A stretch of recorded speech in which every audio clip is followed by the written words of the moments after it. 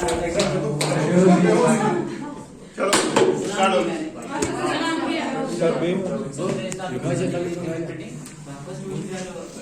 थोड़ा थोड़ा ऊंची आवाज में बोलो। So first concept is we should have to know that वो आ रहा थोड़ा बड़े वहां पे। what is बोला DNA? मैं भी नहीं सुन रहा हूँ कुछ। चलो बोलो। DNA क्या है? So आप जानते हो इसे genetic material। ये genetic material कोई divides it into two parts। इसको दो parts में divide करते हैं। On the basis of density, first होता है समझने की कोशिश करो आप लोग, ठीक है? आपको इससे समझ आ जाएगा। ये आपकी bulk क्लास DNA का है। और second जो है satellite DNA और ये bulk DNA जो होता है 99.9% और ये 0.1%। इसको हम दूसरा नाम देते हैं coding DNA. Okay good. Coding DNA, coding DNA काम का डीएनए सैंपल और ये नॉन कोडिंग।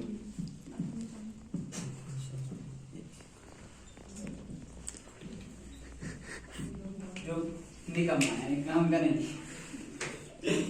उसके बाद ये जो सैटेलाइट डीएनए इसको ये रेपिटेटिव सीक्वेंस होती है।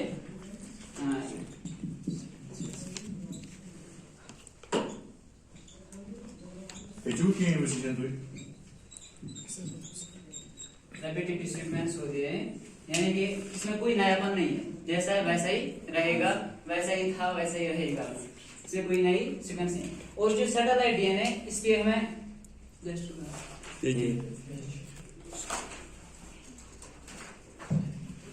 सैटेलाइट डीएनए को हम एक और नाम देते हैं, क्या? Repetitive DNA. सैटेलाइट डीएनए जो है इसके हमें दो पार्ट्स में इसको भी डिवाइड करते हैं हमको। एक होता है मिनी माइक्रो। Second micro. समझ आ रहा है सबको? Yes sir.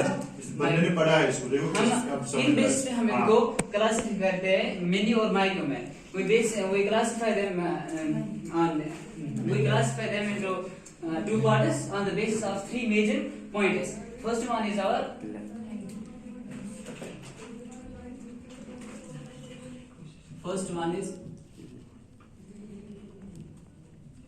repetition. Yes. Second is ratio. And the third one is length.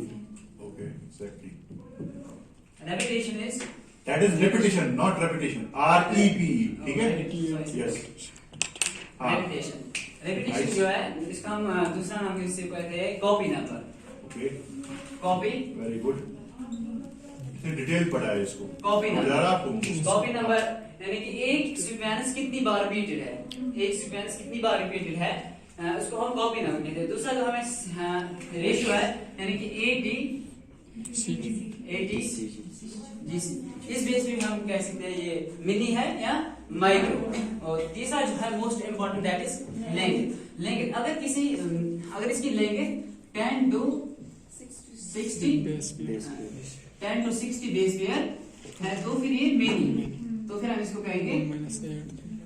समझ आ रहा है difference between mini and micro? Okay. और ये जो मिनी सैटेलाइट डीएनए है यही होता है हमारा VNTR। क्या होता है? VNTR। That's our VNTR। VNTR से मतलब variable number term repeat. Variable number term repeat. Variable number tandem repeats. Variable number tandem repeats. और जो अगर इसकी जो लेंथ है अगर वो 1 to 8 बेस पे है तो फिर हम कहेंगे ये माइक्रो है। और इसी को हम दूसरा नाम यही जो हमारा ये होता है STR में शॉर्ट रिपीट। Excellent. नहीं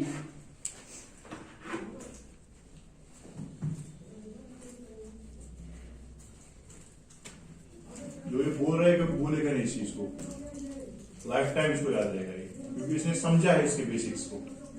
यही होता है बेसिक्स क्लियर करना। एक होती है रट्टेबाजी, ठीक है।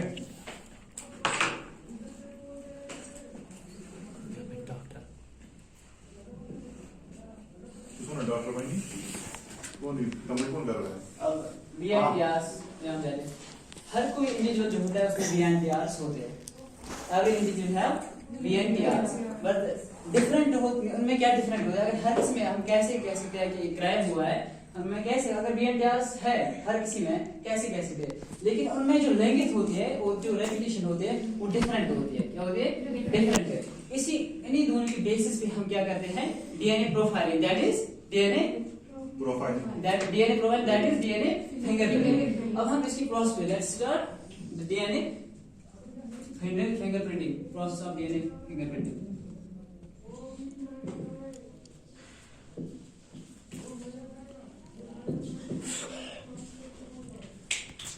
DNA फिंगरप्रिंटिंग में हम पहले क्या लेते हैं?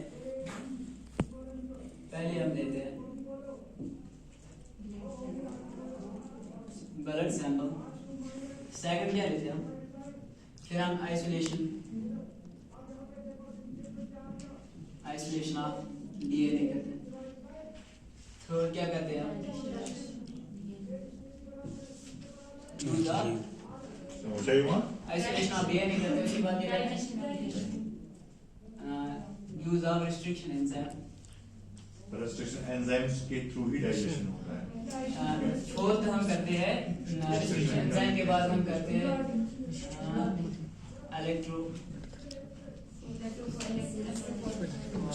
इलेक्ट्रोफोरेसिस वो टेक्निक है जिसमें हम सेपरेट करते हैं on the base of charge. और फिफ्थ हम करते हैं साउदर्न। अगर नॉर्दर्न करते हैं तो फिर RNA की, अगर Exactly. Southern blotting for proteins की करते हैं। और हमने यहाँ पर क्या One more blotting is there, that is called as western blotting. Southern blotting. और सिक्स्थ प्रोब, एंड ये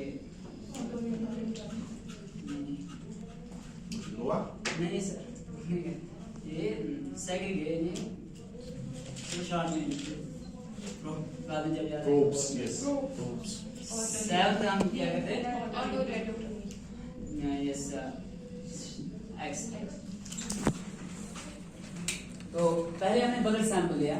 आप सभी जानते हो कि ब्लड में होते हैं ब्लड सेल्स। उन ब्लड सेल्स में क्या होता है? DNA होता है। उस DNA हम वही DNA को बाहर निकालते हैं ब्लड सेल से, उसको बाहर निकालना, दैट्स उस प्रोसेस को हम कहते हैं isolation of blood, isolation of DNA। जो और जब आइसोलेशन ऑफ DNA हमने किया, उसके बाद यहाँ पर हम तीसरा यूज ऑफ रिस्ट्रिक्शन एंजाइम, यानी कि हम कुछ enzymes restriction enzyme. Can you name any enzyme for that? Can you name any enzyme? Can you name any enzyme? लाइवेस होता है, प्रोटीस होता है, We use restriction endonucleases. और RNase होता है, एंजाइम्स और भी बहुत सारे सब एंजाइम्स को यूज करके हम क्या करते हैं? हमारे पास सेगमेंट्स आते हैं DNA के, उसके बाद रेस्ट्रिक्शन एंजाइम जो है इसको फ्रैगमेंट्स में डिवाइड करता है, और फिर हमारे पास बहुत सारे फ्रैगमेंट्स आते हैं DNA के। उन फ्रैगमेंट्स को अलग करने के लिए, अलग अलग सेपरेट करने के लिए हम क्या यूज करते हैं? एक जेल का यूज करते हैं जो एग्रेस जेल का बना होता है, जिसका नाम है इलेक्ट्रोफोरेसिस का यूज करते हैं। उसके बाद हम करते हैं साउदर्न ब्लॉटिंग। साउदर्न ब्लॉटिंग क्या हुआ? जो हमारा इलेक्ट्रोफोरेसिस जेल है, इस पर हमारे मैं आपको एक चीज ऐड करता हूँ। इलेक्ट्रोफोरेसिस में जो है बैंड्स जो आते हैं हमारे मॉनिटर पे, वो बैंड सेपरेट होते हैं, जेल्स होते हैं, एक्चुअली जेल्स में सेपरेशन दिखाता है वो, लेकिन वो बैंड जो है हेवियर बैंड्स वो नीचे आएंगे ड्यू टू ग्रेविटी, एंड जो लाइटर बैंड्स है वो ऊपर आएंगे ड्यू टू ग्रेविटी। और उन बैंड्स की सेपरेशन पे हम कह सकते हैं कि इनमें जो है क्या डिफरेंस आ रहा है, क्या रिजेंबल्स आ रहा है, उससे हम देख सकते हैं कि क्या एक्चुअली हो रहा है। ये दिखा रहा है, ये जो लाइंस खींच रहा है, these are bands actually which we get on electrophoresis, ठीक है।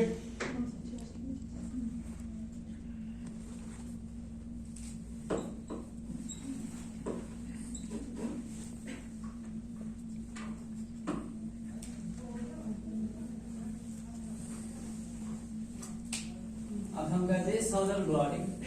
साउदर्न ब्लॉटिंग यानी कि मैंने आपको पहले बताया, अगर DNA के फ्रैगमेंट्स हमें मतलब करनी तो फिर हम साउदर्न ब्लॉटिंग में DNA, अगर नॉर्दर्न ब्लॉटिंग है तो फिर RNA, अगर वेस्टर्न है तो फिर प्रोटीन्स।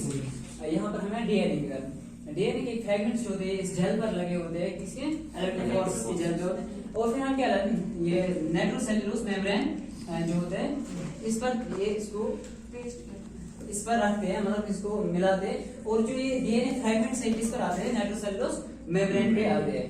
तो फिर उस क्या हो हमारे क्या हुए यहाँ पर कंप्लीट सेलुलर प्लॉटिंग हुई। और फिर हम प्रोब का यूज करते हैं। प्रोब एक्चुअली होता क्या है,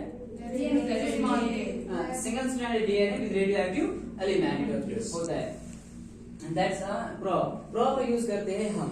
और फिर जब हमने प्रोब, क्योंकि डीएनए की जो फ्रैगमेंट्स है बहुत छोटे हैं, हमारी आंखों से नहीं दिखने वाले, तो फिर हम प्रोब का यूज करते हैं। फिर इसका एक्सरे करते हैं, क्या करें, एक्सरे। और फिर जो ये प्रोब होता है ये चमकने लगता है, उसमें क्या चमकने लगता या है। तो हम करेंगे यूज एक्सरे, या तो हम करेंगे यूज एक्सरे क्रिस्टलोग्राफी, ठीक है।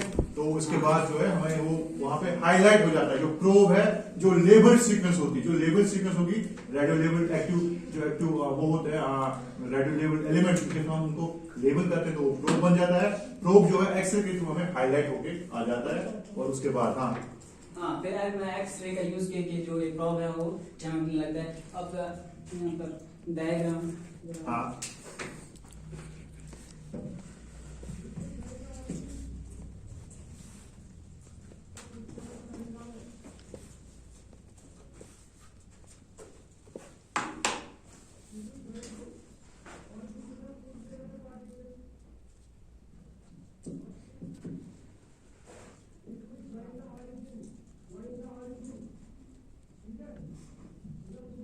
हमारा individual A, individual B. Sorry chromosome number मुझे याद नहीं है, इसके हम सॉरी। कौन बोल सकता है क्रोमोसोम नंबर क्या है वहां पे? 7.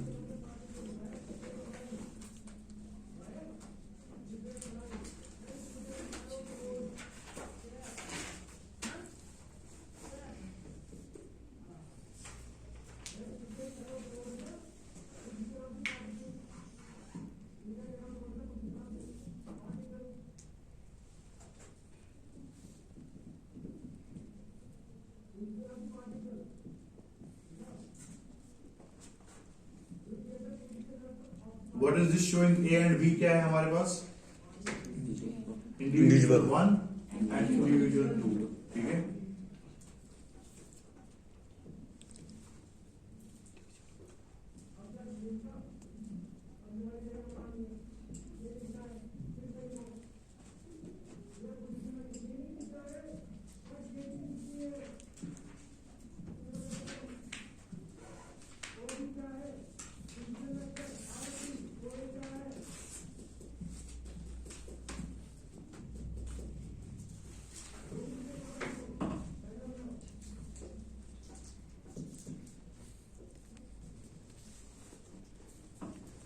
यहाँ पर हमने किसका यूज किया, यूज ऑफ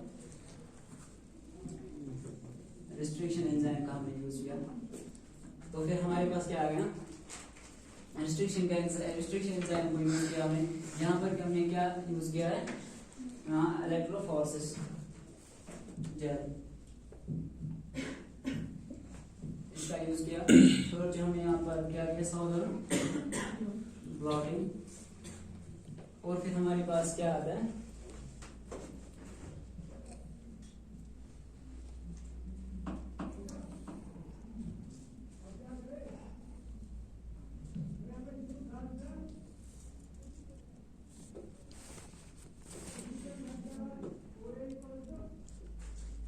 सस्पेक्टेड